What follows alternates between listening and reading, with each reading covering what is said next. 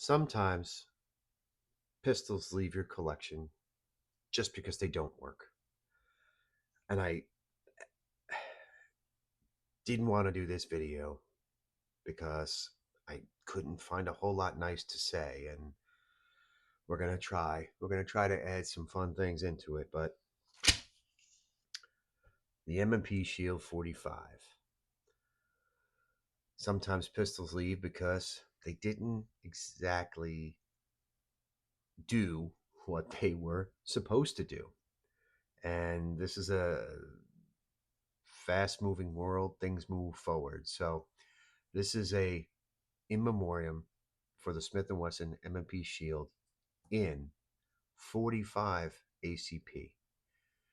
A pistol that had high expectations. It carried a lot of responsibility in a very small package. Now, the Shield 45 represented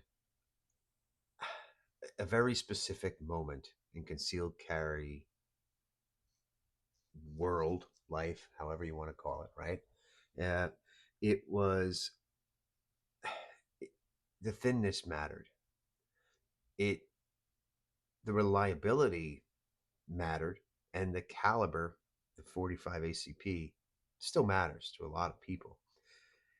And this was one of those pistols that kind of hit the market before high capacity micro pistols kind of reset the expectations. And at the time, the Shield 45 felt like the perfect compromise. You can get a large caliber pistol that you can carry that ultimately did shoot well.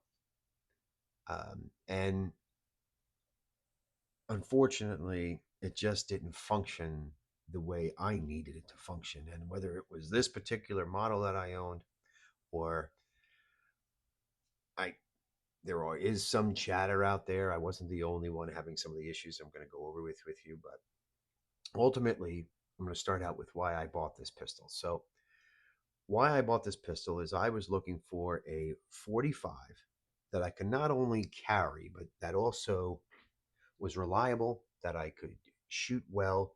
Capacity wasn't necessarily a concern, wasn't even an option really in 45 to carry something back then.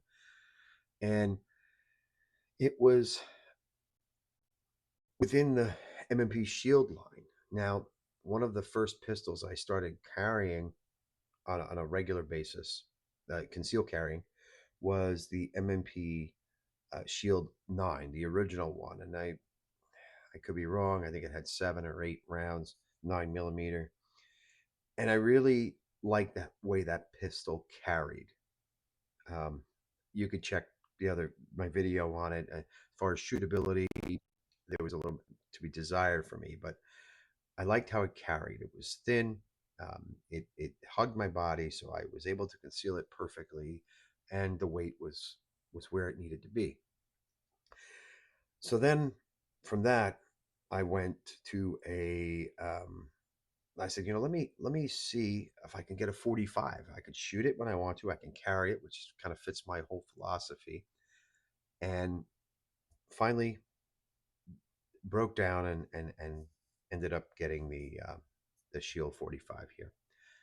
So objectively, not gonna give you any of my opinions just yet and what happened, but objectively, the Shield 45 made a lot of sense. Like I said, it was slim. It was on paper. It was easy to conceal, despite being chambered in 45 ACP. And at that time, it was M&P had proven reliability. It was straightforward. It was a striker design.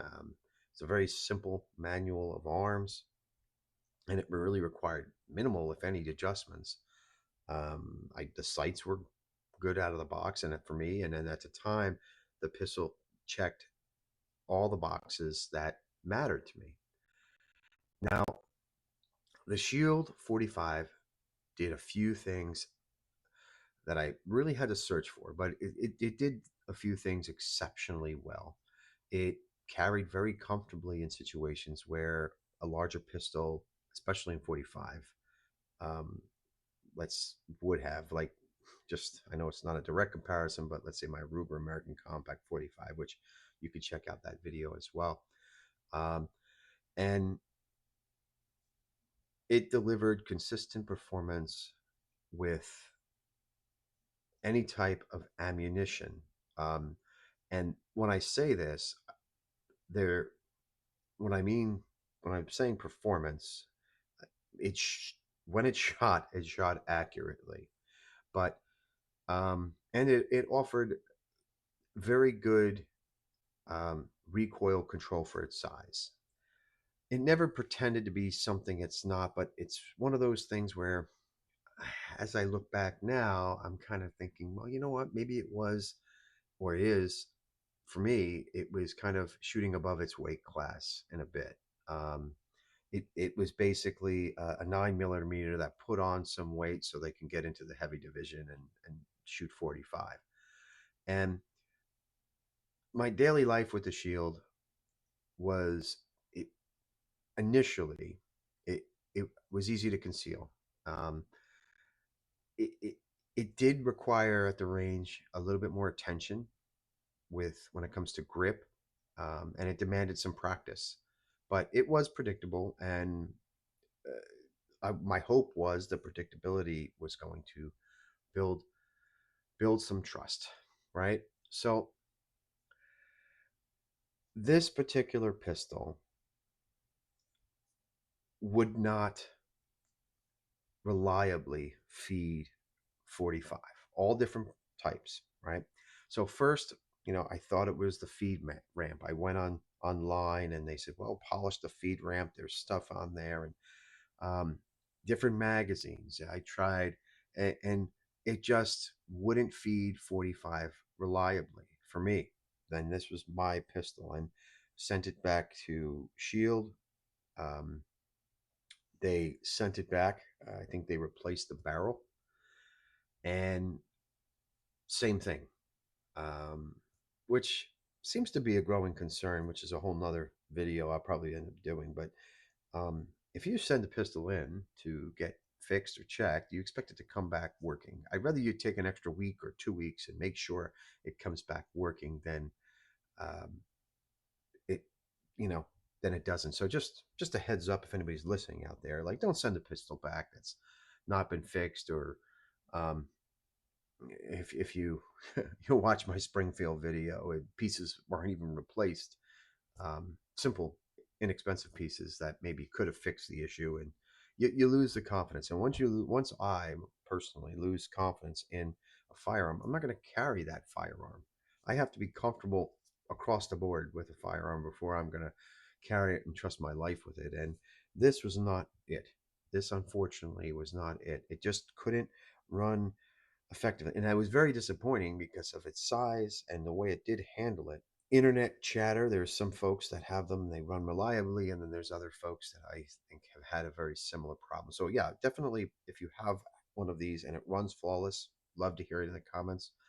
If you have one of these and you have issues with it or had issues with it and had to get rid of it, um, then let me know. I'm just curious about everybody's feedback.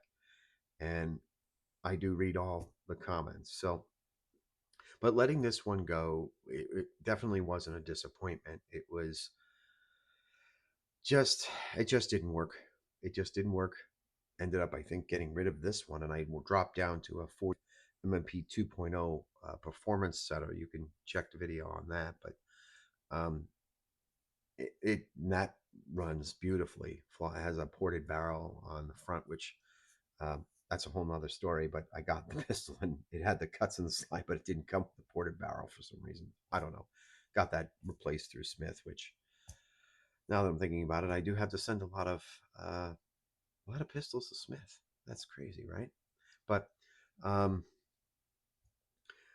I don't know. Maybe it's a quality control thing. But let's get back to the 45, right? So it did have a little bit sharper recoil impulse, obviously, than a 9. It's a 45, and it was the grip length. I had a pinky extension, but for extended shootings, and maybe it was because I had to constantly change magazines and clear affiliate feeds, but it just didn't work out for me, right? So kind of the cost of packing a 45 into something this small, but it I was hoping it would have served its purpose, especially during a time where the expectations were different with firearms than they are today. And it taught me a lot. It taught me something important about compromising. It taught me about comfort and the consistency, and that even though this platform was very reliable for me in 40, the same exact platform, I mean, it's just a little bit bigger, uh, just just didn't work for me in 45. And that was opened my eyes. It opened my eyes. So, some pistols will teach you what you like. Others teach you, you know, what you're ready to accept and move past as far as flaws go, and some things that you're not ready to move past, right? So this one taught me both. So I'm not going to say you'll be missed, but out of respect, this is my in memoriam for my M&P 45 Shield.